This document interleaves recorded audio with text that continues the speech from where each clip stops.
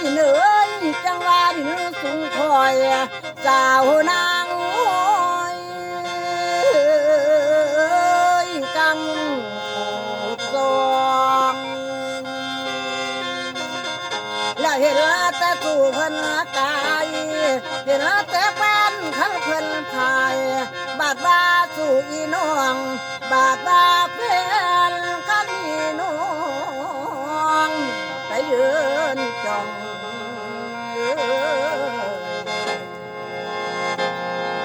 เพิ่นผู้ใดไปยืนจ้องเพิ่นผู้ใดเลี้ยนชาย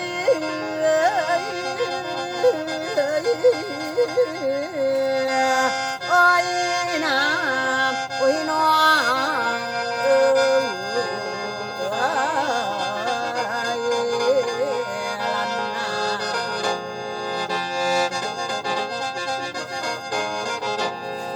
แล้วคุณแม่เอ๋ยเหนือแต่ลำทางสันทางทางยาวเจ้าทางลองเหนือแต่ลำลองแล้วอีนางลองสิลองผัวและฟังเบิ่งเด้อฟังเสียงน้ำแต่กงตีตากระแสสินทางคุณเด้อแล้วพอแต่เมื่อเดินหนึ่งน้องซองมองหาสู่ว่าที่เห็นลวนนายริมโขงลงเรียบพาเห็นก็เห็นตั้งแต่กา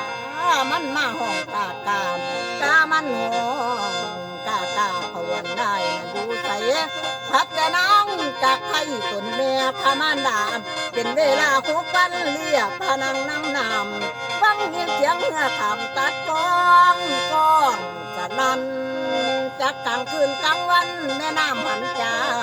อยากเอาไว้ขึ้นนังเหือโชคว่ามีน้ออายกายมาทางทาบอชมปากกาป่าหมอพ่อหายสุข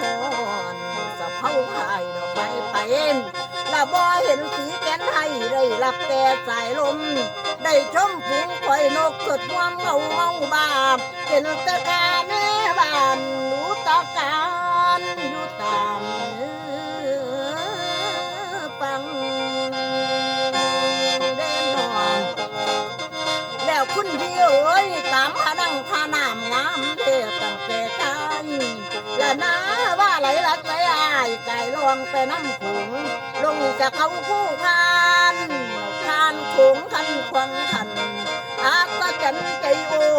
อเด่นนูได้พาคู่เดี๋ยวไปดูไปเบื้องเลี้ยงเบิ่งมาอยู่ถึงมองเห็นป่าเบิ่งว่างหัวใจวันวินเวียนพ่อปันตุงเขียนหันปันเจใจน้องที่นางมองหาอายแสนอะไรอายไก่ยิงแล้วกรุงศรีสัตนาบังอยู่ล้อตะลิงน้ำกับเขาไผ่ดอกไม้ไผ่เลี้ยผีนั้นอยู่ใต้แม่น้ำใหญ่ป้องกดกะอดเด้อใจยาคันนิ่งคันถึงบ้านประวัติการตอนนี้มีมังตั้งแต่ก่อนมีนครในกูคันละเรื่อง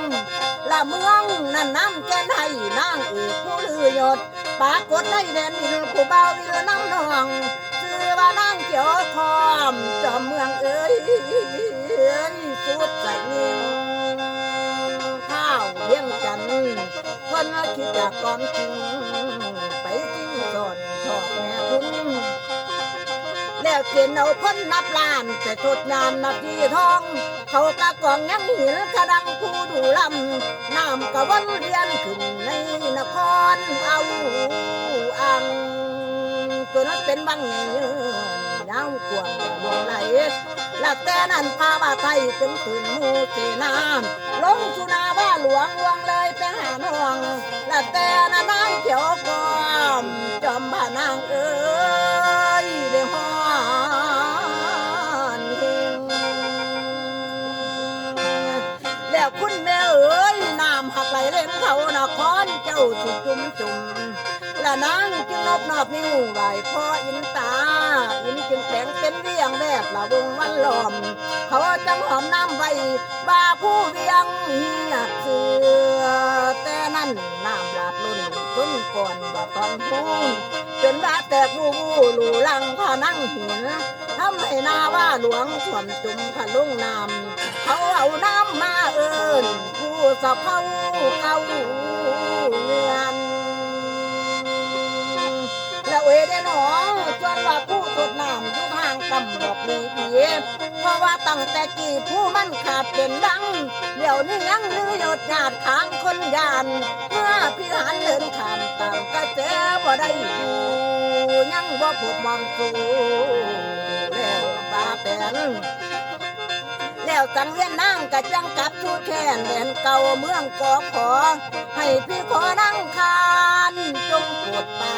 นนอปางนี่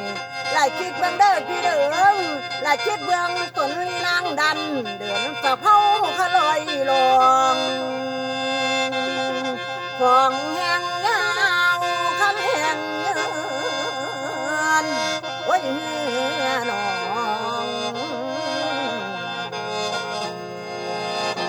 เขาสวงโอ้ยเมื่อน้องเขาสวงโอ้ย